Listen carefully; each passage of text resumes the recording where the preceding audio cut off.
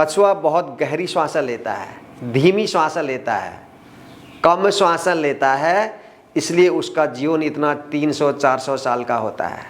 हम भी श्वासें धीमी और गहरी लेना सीख जाएं तो हमारा भी जीवन लंबा हो सकता है, हम भी निरोगी और स्वस्थ बन सकते हैं। सामान्यतया लोग केवल चेस्ट ब्रीदिंग करते हैं, थोरेसिक ब्रीदिंग करते हैं, मतलब श्वास फेफड़े के ऊपरी हिस्से में जाता है और बाहर आ जाता है।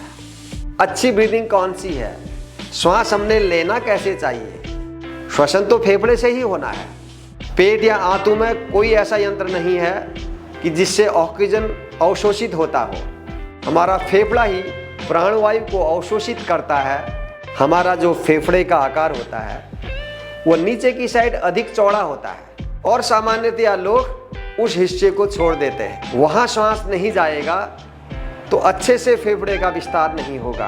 हमारे फेफड़े के निचले हिस्से का आयतन अधिक होता है तो ऑक्सीजन का अवशोषण भी अधिक होगा। तो जब हम फेफड़े के निचले हिस्से में अच्छे से श्वास पूरा भरेंगे तो जब फेफड़ा नीचे की ओर फैलेगा उससे हमारी उदर की मांसपेशियां बाहर की ओर खींचेंगी। अक्सर लोग इस तरीके से श्वास ले नहीं पाते। तो आज के इस अभ्यास में मैं आपको सिखा रहा हूं कि आप बेली ब्रीदिंग या एब्डोमिनल ब्रीदिंग कैसे करेंगे, अर्थात आप कैसे अपने फेफड़े के निचले हिस्से तक भरपूर मात्रा में श्वास ले जाएंगे। चलिए अभ्यास शुरू करते हैं। आप किसी भी आसन में जिसमें आप सहजता से बैठ सकते हो ऐसे ध्यानात्मक आसन में बैठें। दोनों हाथों को आप ध्यान मुद्रा में रखें, आंखें हल्के से बंद और जो धीमी श्वासें चल रही हैं केवल श्वासों को अनुभव करें। श्वासों के प्रति सजगता बनाएं, एकाग्रता बनाएं। आपकी श्वासें जैसी भी चल रही हैं उनको अनुभव करें, श्वासों के प्रति सजग हो जाएं। अब आंखें खोलिए। ऐसे ही हमने श्वासों के प्रति सजगता रखनी है। श्वास भीतर कहाँ जा रहा है वो लगातार आपको अनुभव होता रहे।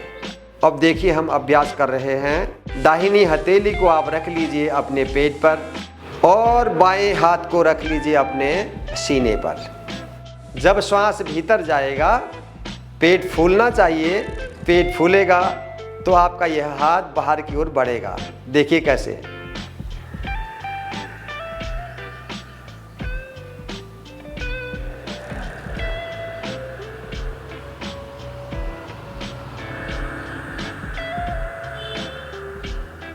ऊपर वाला हाथ आप देख रहे हैं अपनी जगह स्थिर है और नीचे वाला हाथ अंदर बाहर होगा। ऐसे सिखाने के बाद भी बहुत सारे लोग कर नहीं पाते, सीख नहीं पाते, जबकि यह स्वाभाविक श्वास है। आप देखते होंगे छोटे बच्चे जब लेट सोते हैं, जब उनका श्वास अंदर जाता है तो पेट बाहर निकलता है। और यदि आपने ध्यान दिया हो कि आप बड़े लोग भी जब लेटते हैं इस प्रकार लेटते हैं, देखिए ऐसे लेटते हैं। देख तो लेट के अच्छे से सीखने के लिए दोनों पैरों को हल्का सा फोल्ड मोड़ें ऐसे। अब एक हथेली इस प्रकार रख लें अपने पेट के ऊपर। अब देखिए श्वास अंदर भरेंगे,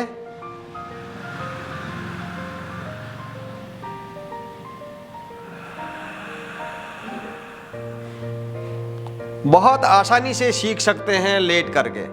देखिए श्वास अंदर जा रहा है और बाहर छूट रहा है।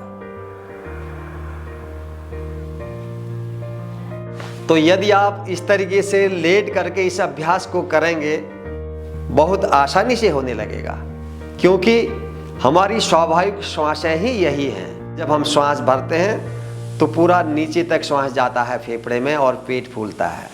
अब इस अभ्यास को हमने बैठ करके अच्छे से करना है। अब आप बैठ के फिर से एक बार करिएगा। हथेली यहाँ रखें,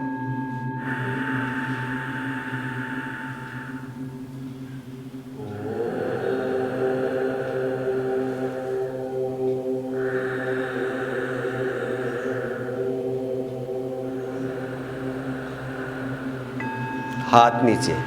हाथ रखवाने का मतलब केवल इतना है, आपको यह आभास कराना कि जब श्वास भीतर जा रहा है तो पेट बाहर की ओर निकल रहा है, श्वास छूट रहा है तो पेट अंदर की ओर दब रहा है। लेकिन अभ्यास हो जाने के बाद अब हाथ नहीं रखना है, ऐसे ही इस अभ्यास को करना है।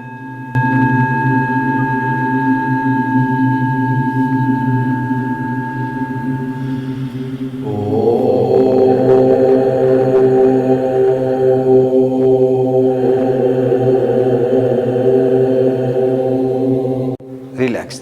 तो यह है बेली ब्रीदिंग, जिसको कहते हैं पेट भर के श्वास लेना। तो पेट भर के श्वास लेने का मतलब फेफड़े को अच्छे से भरना, फेफड़े के निचले हिस्से को ठीक से भर लेना, यही पेट भर के श्वास लेना है।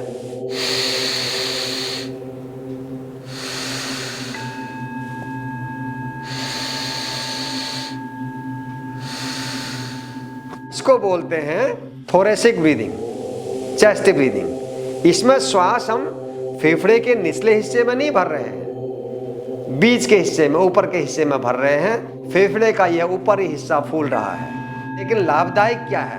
डीप यौगिक ब्रीदिंग, जिसमें नीचे की ओर भी भरना है जैसे अभी पहले बताया था, और ये हिस्सा भी, दोनों साथ साथ बाहर आएंगे। अभ्यास करके देखें। देखिए, एक हथेली नीचे, एक हथेली यहाँ। अब जब श्वास अंदर जाएगा तो यह हाथ भी बाहर निकलना चाहिए, अर्थात पेट भी हल्का बाहर आना चाहिए और सीना भी बाहर आना चाहिए। और जब श्वास छूटेगा तो यह हिस्सा भी अंदर दबेगा, पेट भी अंदर दबेगा। देखिए, एक बार करके देखिए इस अभ्यास को।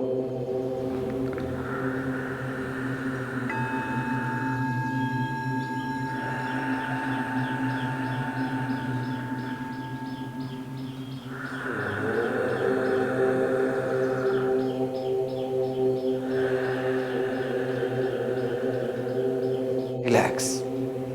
और आगे अच्छे से अभ्यास आपका होने लगेगा। फिर फेफड़े का ऊपरी हिस्सा भी ऊपर की ओर खींचेगा, अर्थात फेफड़ा चारों दिशाओं की ओर फैलेगा।